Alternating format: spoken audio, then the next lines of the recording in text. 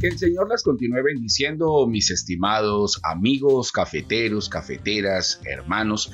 Gracias por continuar con nosotros en este discipulado Sembradores de Vida, ya con nuestra lección número 2, la salvación. En la lección pasada estuvimos hablando acerca del pecado y veíamos cómo el pecado es la transgresión de la ley divina, es el hacer el mal delante de las cosas de Dios, es hacer todo lo que Dios no nos mandó a hacer. Sin embargo, recuerden también que el pecado trae en sí una condenación y la paga del pecado es muerte, significa la separación total de nuestro Dios. Para librarnos de esa condenación es importante entonces la salvación de nuestras almas. Y ese es el tema que vamos a ver a continuación. Bienvenidos a nuestra lección número 2 de Sembradores de Vida, la salvación. Vamos entonces a nuestro material. Recuerda que en las líneas que tienes ahí en tu material es para que lo vayas llenando a medida que lo vamos nosotros también desarrollando. Número 1, la salvación.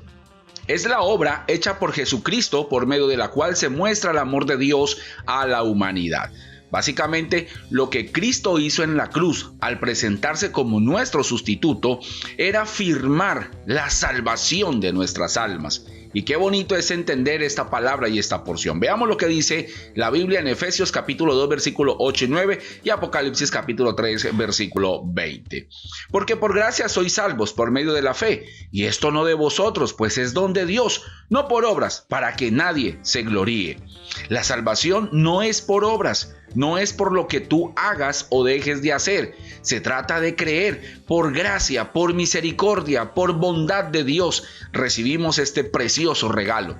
Recuerda que el amor de Dios fue tan grande y tan majestuoso que envió a su Hijo a morir por nosotros en la cruz. Apocalipsis capítulo 3, versículo 20 dice: He aquí, yo estoy a la puerta y llamo. Si alguno oye mi voz y abre la puerta, entraré a él, cenaré con él y él conmigo. En estos momentos, Jesús está tocando la puerta de tu corazón. ¿Cuál es el propósito de ese llamado? Precisamente para que adquieras la salvación de tu alma. Para que no podamos o que no quedemos nosotros en condenación eterna. Para eso es que Dios entonces nos llama a salvación. Qué importante entonces entender que esa salvación fue firmada y fue hecha por Jesús en la cruz. Sin embargo, tú y yo tenemos que seguir unos pasos para recibir esa salvación. Número 2, pasos fundamentales para recibir la salvación. Es importante entonces que tú y yo conozcamos el plan de salvación.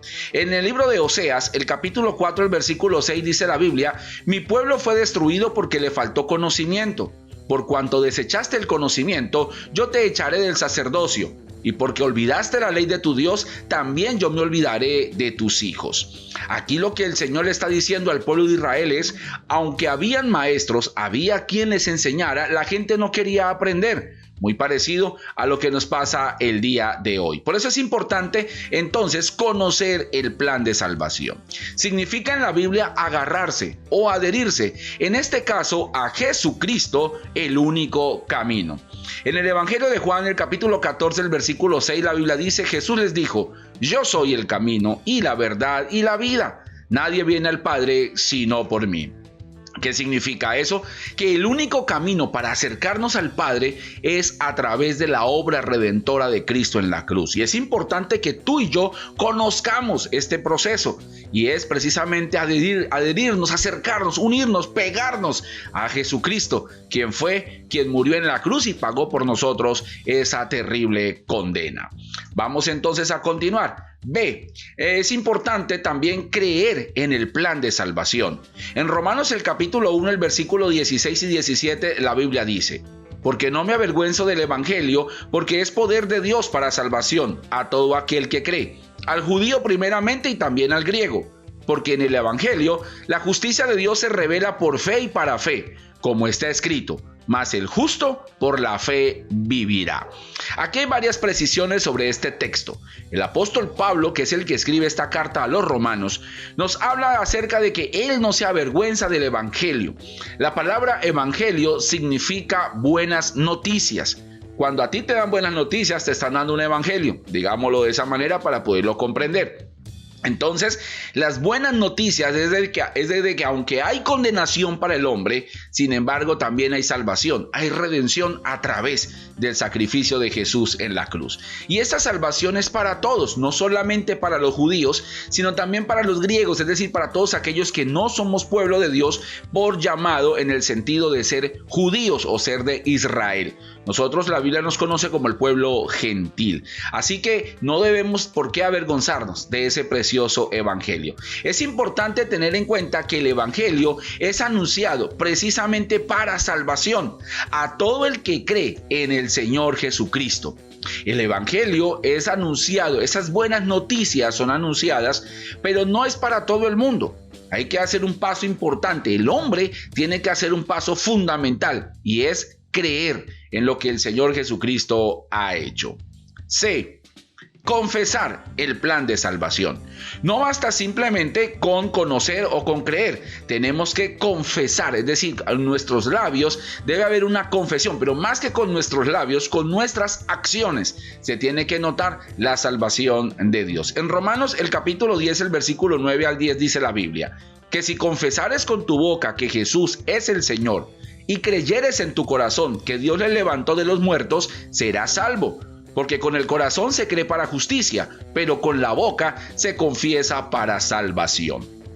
Qué importante entonces es, no solamente con nuestros labios, sino con nuestro accionar, llevar la salvación de nuestras almas. Es ese gozo maravilloso de sentirnos plenos, llamados y convencidos de que Él ha hecho y ha pagado un precio por cada uno de nosotros. Es necesario entonces confesar que Jesucristo es el único Salvador.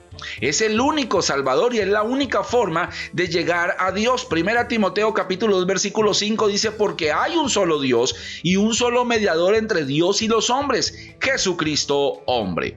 Había un abismo entre Dios y el hombre. Habían, digamos que dos abismos, dos grandes montañas con un precipicio en el centro. Jesús coloca la cruz en medio y establece un puente. Es decir, que a través de Jesucristo podemos pasar al Padre, podemos acercarnos confiadamente al trono de la gracia. La misma Biblia lo dice en Hebreos capítulo 4 versículo 12. Quiere decir entonces que tú y yo podemos acceder a la salvación de nuestras almas solamente por el hecho de creer, de confesar y de entender y que nuestra vida sea un ejemplo de testimonio para esa salvación. Es importante entonces arrepentirse de todos los pecados y convertirse al Señor Jesucristo. Mira que no nos podemos quedar simplemente con un arrepentimiento. El arrepentimiento es diferente al remordimiento. A veces reflexionamos y decimos, sí, me he equivocado, he hecho las cosas mal, nunca debía haber hecho esto, pero nos quedamos allí, pero no hay un cambio, una transformación. Por eso es importante no solamente arrepentirnos, sino convertirnos, es decir, ir un paso más allá, ir a la acción. Las enseñanzas de Jesús no solamente es para que las tengamos en la mente y en el corazón, sino también para que las apliquemos en nuestra vida cotidiana. Proverbios capítulo 28, versículo 13 dice, el que encubre sus pecados no prosperará, mas el que los confiesa y se aparta alcanzará misericordia. En la lección pasada, cuando hablábamos acerca del pecado, veíamos el perdón de pecados. Claro que Dios nos perdona, pero para poder que nuestros pecados sean perdonados, tenemos que confesar esa maldad, ese pecado que hemos hecho delante de Dios. Recuerda que confesar es clave y fundamental para nosotros. En el punto D tenemos conservar la salvación.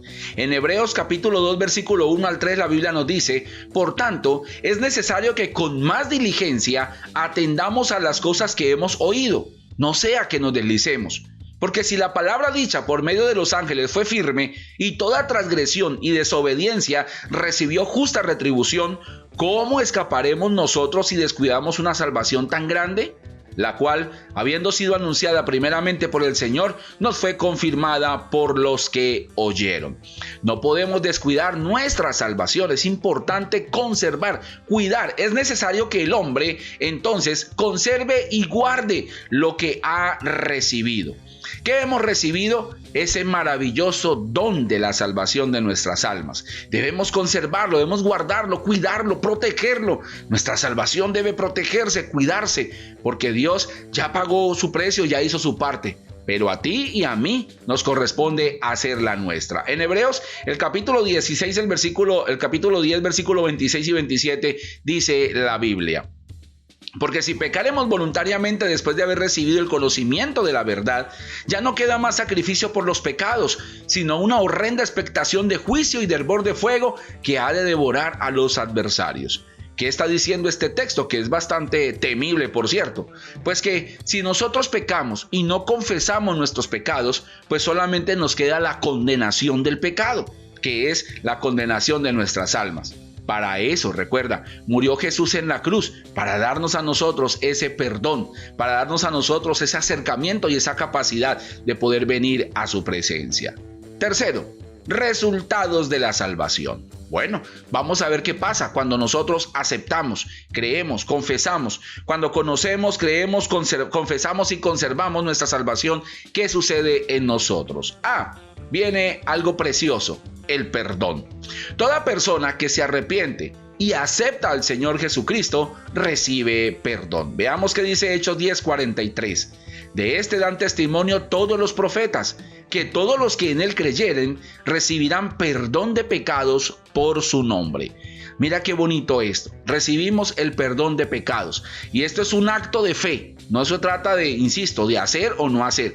Es un acto de fe. Cuando yo confieso mi pecado delante del Señor, alcanzo esa preciosa misericordia. Pero no solamente ese perdón es simplemente recibirlo. ¿Qué pasa cuando recibimos el perdón de Dios? Pues lo primero que hacemos es caminar en nueva vida. Ya nuestra vida es cambiada, es transformada.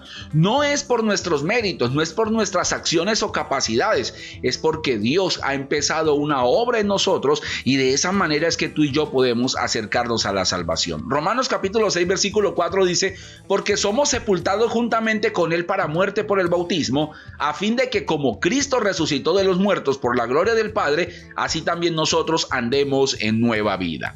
Cuando tú y yo pecamos, morimos, fallamos, nos separamos de Dios. Pero la sangre de Cristo, el sacrificio de Jesús nos trae a resurrección, a una nueva vida, para caminar con Él plenamente, para estar con Él en esa nueva vida. También caminamos o andamos de día, estamos nosotros de día. Romanos capítulo 13, versículo 13, la Biblia dice: andemos como de día, honestamente, no en glotonerías y borracheras, no en lujurias y lascivias, no en contiendas y envidia. Cuando hablamos de andar de día, no significa que no podamos andar de noche. A lo que se refiere es que nuestras acciones ya están abiertas a la luz del día. Ya no tenemos nada, absolutamente nada que ocultar, porque nuestros pecados han sido confesados y perdonados por la sangre de Jesucristo. Pero también, cuando somos perdonados, somos santos. La Biblia dice en 2 de Pedro capítulo 3, versículo 11, puesto que todas estas cosas han de ser deshechas, ¿cómo no debéis vosotros andar en santa y piadosa manera de vivir? Qué bonito es saber esta parte. La palabra santo significa apartado del mal. Quiere decir que cuando tú y yo venimos a Jesucristo a pedir perdón por nuestros pecados, somos santificados, nos volvemos santos, estamos limpios totalmente de nuestro pecado. Y es ahí donde empieza a surgir la salvación de nuestras almas a través del perdón. Y por último, empezamos a vestirnos con vestiduras blancas. Y no se trata, insisto, de vestir físicamente, ponernos una camisa o una blusa blanca, no. Lo que se trata es de que nuestra vestidura espiritual tiene que estar limpia y pura. Apocalipsis capítulo 3, versículo 4 dice: pero tienes unas pocas personas en Sardis que no han manchado sus vestiduras, y andarán conmigo en vestiduras blancas porque son dignas. Esto se refiere a la vestidura del corazón. No se trata de la vestidura externa, se trata de la interna. Y andamos con esa vestidura blanca, limpia y resplandeciente. Y si se ensucia por causa del pecado, la sangre de Cristo es poderosísima para lavar esa vestidura y dejarla nuevamente limpia y pulcra para Él. B. Tenemos la justificación. Cuando Dios nos ve justos a través de su Hijo Jesucristo, se siente la verdadera salvación. Romanos capítulo 5, versículo 1 y 2 nos dice la Biblia: justificados pues por la fe, tenemos paz para con Dios por medio de nuestro Señor Jesucristo, por quien también tenemos entrada por la fe a esta gracia en la cual estamos firmes y nos gloriamos en la esperanza de la gloria de Dios. Cuando la Biblia habla de justificación, lo que se refiere es que Cristo a ti y a mí nos presenta ante el Padre como justos. Recuerda que la Biblia dice que no hay nadie justo, que el único justo es Jesús, pero a través de la sangre de Cristo tú y yo somos justificados. La Biblia nos habla también en el libro de Hebreos preciosamente que Jesús, como nuestro sumo sacerdote, fue tentado y se presentó ante nosotros precisamente para entender nuestra situación humana. Déjame decirte que Dios te comprende, Dios te entiende. No eso significa de que entonces pasa la prueba o el pecado. No, tenemos que confesarlo, tenemos que venir a Él. Pero es importante saber de que somos justificados delante de Dios. C. La regeneración. Cambiamos totalmente porque la gracia de Dios se lleva toda nuestra carga. En Tito capítulo 3 versículo 5 la Biblia dice: nos salvó no por obra de justicia que nosotros hubiéramos hecho, sino por su misericordia, por el lavamiento de la regeneración y por la renovación en el Espíritu Santo. Hay dos palabras sinónimas allí: regeneración y renovación.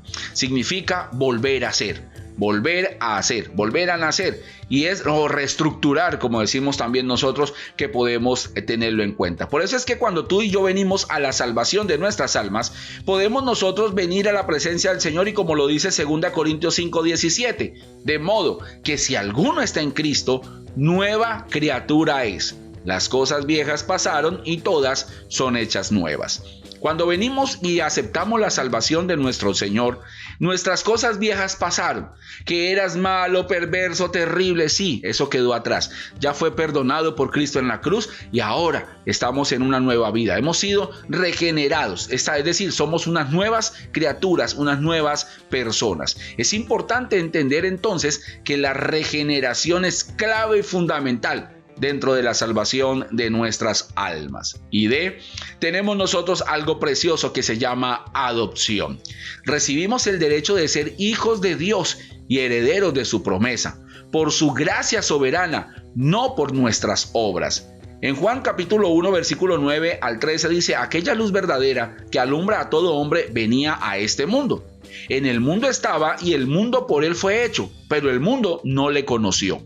Estamos hablando de Jesús. A lo suyo vino y los suyos no le recibieron, el pueblo judío. Recuerden que lo mataron, no le creyeron. Mas a todos los que le recibieron, a los que creen en su nombre, les dio la potestad de ser hechos hijos de Dios. Mira qué bonito. No solamente a los judíos, sino también a los gentiles, los que no somos judíos o no somos del pueblo de Israel. También para nosotros vino esta promesa maravillosa. Los cuales, versículo 13, no son engendrados de sangre ni de voluntad de carne, ni de voluntad de varón, sino de Dios. ¿Qué significa eso? Que tú y yo somos hijos adoptivos de Dios. Precioso. El pueblo de Israel, la nación de Israel, son hijos de Dios por promesa. Tú y yo somos hijos de Dios por adopción. ¿Y por qué Israel? Por la soberana misericordia de Dios y porque Dios así lo determinó. Pero tú y yo somos hijos de Dios por adopción. Cuando una pareja decide adoptar a un hijo, a partir de ese momento ese hijo toma los apellidos de sus padres y es un hijo legítimo. Significa que aunque no es un hijo biológico, es un hijo legítimo, porque papá y mamá lo aceptaron legalmente y a partir de ese momento tiene todos los derechos, tiene todos los beneficios de ser un hijo, igualito que el hijo biológico que esa pareja haya tenido. Lo mismo nos pasa con Dios. Tenemos los mismos derechos que Israel, porque somos hijos de Dios, por adopción o como sea, pero somos hijos de Dios y eso es precioso y maravilloso para nosotros. En Gálatas capítulo 4 versículo 4 al 7 dice: pero cuando vino el cumplimiento del tiempo, Dios envió a su Hijo, nacido de mujer y nacido bajo la ley, para que redimiese a los que estaban bajo la ley, a fin de que recibiésemos la adopción de hijos. Y por cuanto sois hijos de Dios, Dios envió a vuestros corazones el espíritu de su Hijo, el cual clama: Abba Padre. La expresión Abba Padre significa papito mío, mi papá, es lo que significa esa expresión. Así que ya no eres esclavo, sino hijo. Y si hijo, también heredero de Dios por medio de Cristo. Ahí lo que el Señor está sellando es nuestra adopción total. Tú y yo somos hijos de Dios. Que nunca se nos olvide eso tan maravilloso. Es bien importante entonces tener y entender y recordar todo lo que Dios ha hecho y establecido por nosotros. Entonces, a manera de resumen, debemos tener en cuenta varias cosas. Número 1, que la salvación es la obra que Cristo hizo por nosotros en la cruz. Número 2, los pasos para recibir esa salvación. Entonces hablábamos nosotros de conocer el plan de salvación, creer en el plan de salvación. También hablamos de confesar el plan de salvación y conservar ese plan de salvación. Y luego vienen los resultados maravillosos de la salvación, que son el perdón de pecados, la justificación, la regeneración y la adopción. Para esta semana te dejaré una pequeña tarea que debes cumplir y que debes hacer en esta semana, y es memorizar los pasos y los resultados de la salvación. 4 pasos, 4 resultados que puedes memorizar y tenerlos en cuenta, pero más que memorizarlos es interiorizarlos y llevarlos a la vida práctica.